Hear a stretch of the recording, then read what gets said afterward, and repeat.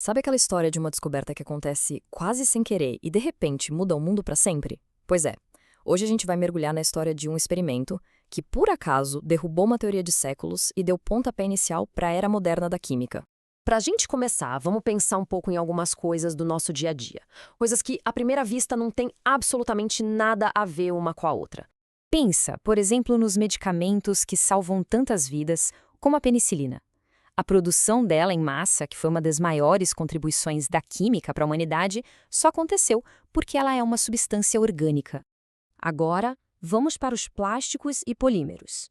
Eles estão por toda a parte, né? De embalagens até peças de carro.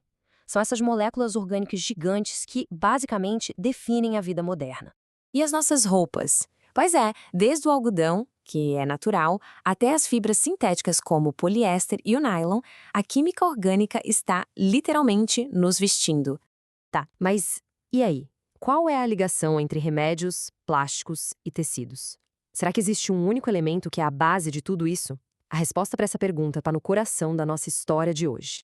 Para a gente entender o tamanho da revolução que aconteceu, a gente precisa fazer uma pequena viagem no tempo.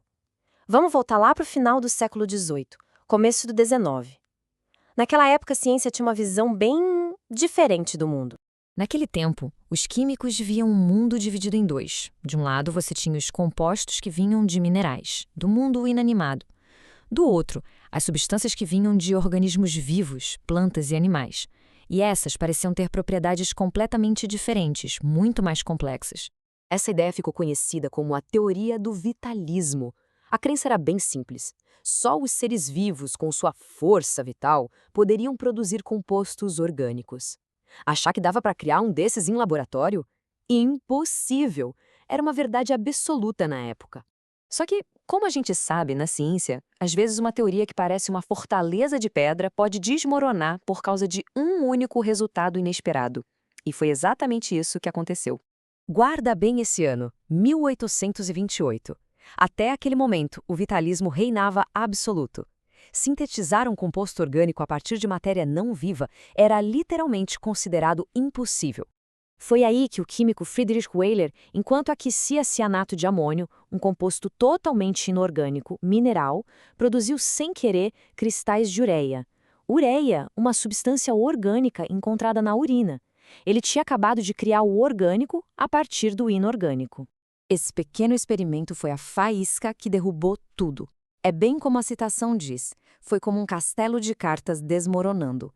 A teoria da força vital estava acabada. Com o fim do vitalismo, uma nova definição muito mais poderosa surgiu.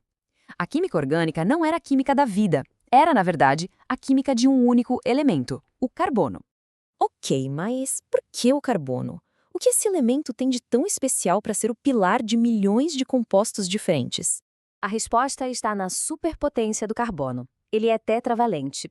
O que isso quer dizer? Que cada átomo de carbono consegue formar 4 ligações químicas superestáveis. Isso permite que ele forme cadeias longas, complexas. É como se fosse o esqueleto da química orgânica.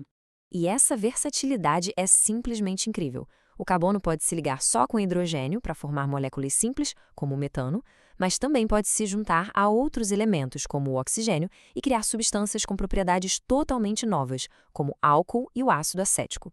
A diversidade é praticamente infinita. Então, esse é o ponto central.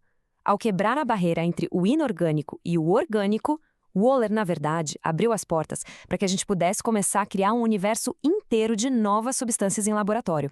O ponto de partida para tudo isso são os hidrocarbonetos. São compostos feitos só de carbono e hidrogênio. Eles são a base, sabe? Os tijolos fundamentais a partir dos quais quase toda a química orgânica sintética é construída. E isso nos traz de volta ao começo. Cerca de 90% dos medicamentos, as fibras sintéticas das nossas roupas, os plásticos que a gente usa todo dia e até os aditivos na nossa comida, todos eles existem graças ao nosso entendimento da química do carbono, um conhecimento que começou com aquele experimento acidental lá em 1828. A história de Wöhler nos mostra como uma única observação pode derrubar um dogma e abrir caminhos que ninguém imaginava. E fica a pergunta: qual será a próxima descoberta inesperada que vai mudar tudo que a gente pensa que sabe?